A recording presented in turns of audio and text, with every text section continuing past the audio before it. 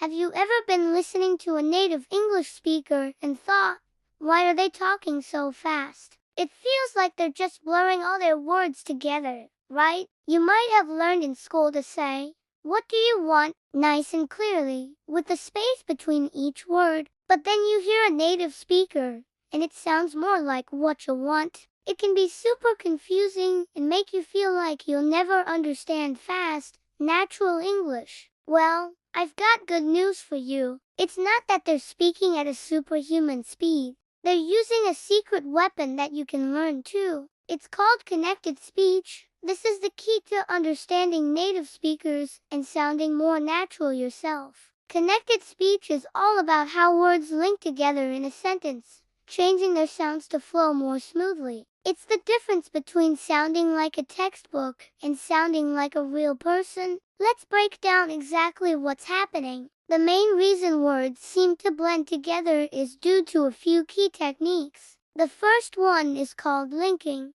This is when the last sound of one word connects to the first sound of the next word. A classic example is when a word ends in a consonant sound and the next word starts with a vowel sound. Take the phrase turn off. Instead of saying turn off with a pause, a native speaker will link the end sound directly to the O sound, making it sound like turn off.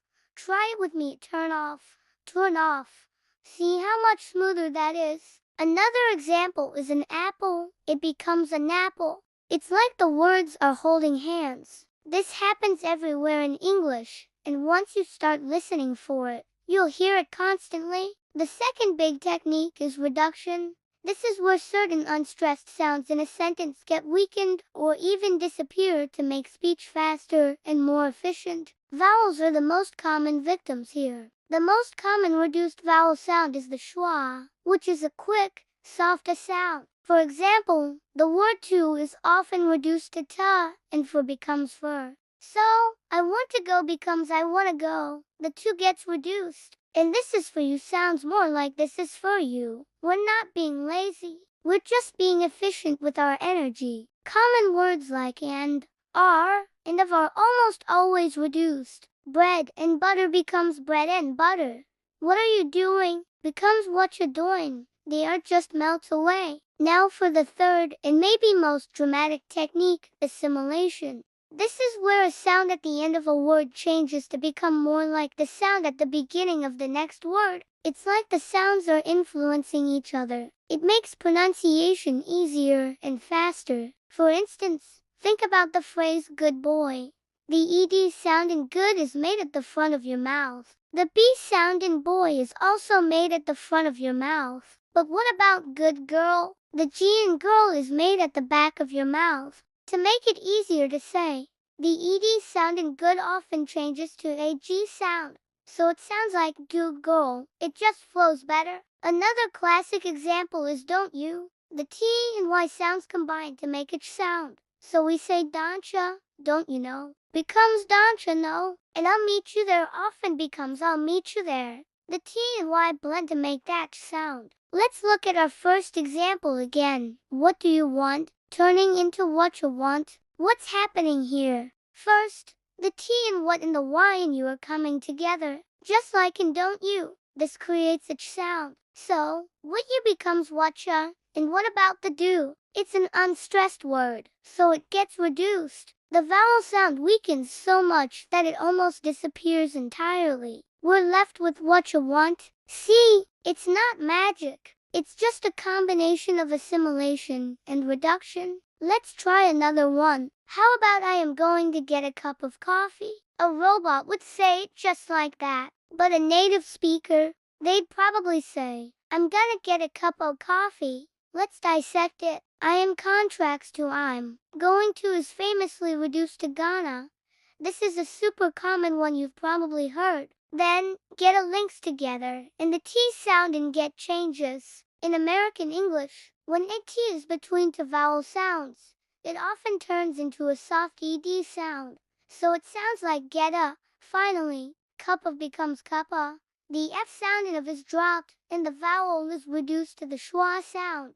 So we get I'm gonna get a cup of coffee. It's a chain reaction of connected speech rules. You might be thinking, This is overwhelming. How am I ever going to learn all these rules? And here's the secret, you don't need to memorize them like a grammar textbook. The key is to start listening for them. Actively listen. Put on a movie or a TV show with subtitles. Listen to a short phrase and notice how the words blend together. Pause, rewind, and say it out loud yourself. Try to imitate the rhythm and the flow, not just the individual words. Let's practice a few more common phrases. I don't know. How do you think this one changes? It often becomes I dunno. The T and don't often disappears when it's between two consonant sounds. So, I don't know becomes I dunno.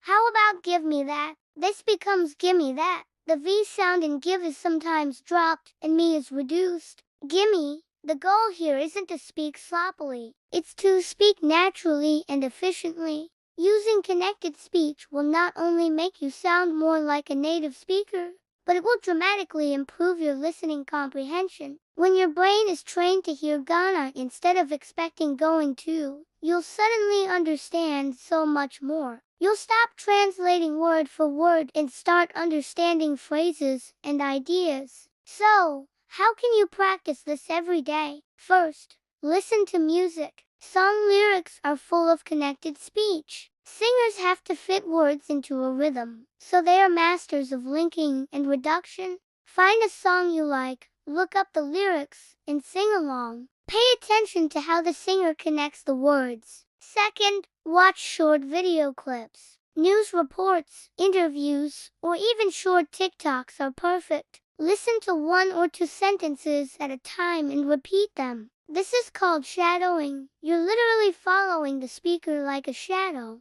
Don't worry about being perfect at first. The goal is to get your mouth used to these new movements and sounds. Third, record yourself. Read a short paragraph out loud, first very clearly, word by word. Then, try to read it again, connecting the words as much as you can. Listen back to the recording. You'll be surprised at how different you can sound. Remember, this is a skill that takes time and practice, just like learning a new vocabulary word or grammar rule. Don't get discouraged. Every little bit of practice helps. Start small. Pick 1 or 2 common connections, like gone na for going to or linking words that end in a consonant and start with a vowel. Use them in your own speaking. Once you're comfortable with those, add a few more. The next time you feel frustrated because you can't understand a native speaker, remember the secret of connected speech. They aren't speaking some impossible, fast language. They're just linking, reducing, and assimilating their words to create a smooth, natural flow. And now, you have the tools to understand them and to start doing it yourself. It's a game changer, and it will open up a whole new world of English for you. So, to recap the key ideas, connected speech is what makes English sound fast. It's not about speed, it's about flow. The main techniques are linking, where words connect, reduction, where sounds get weaker, and assimilation, where sounds change to match their neighbors. By practicing listening and shadowing, you can master these skills, improve your comprehension, and sound much more natural. Thank you so much for watching. I hope this helps you on your English learning journey. Don't forget to like this video and subscribe to the channel for more tips on how to master real, natural English. Keep practicing, and I'll see you in the next video. Linking, reduction, assimilation, connected speech.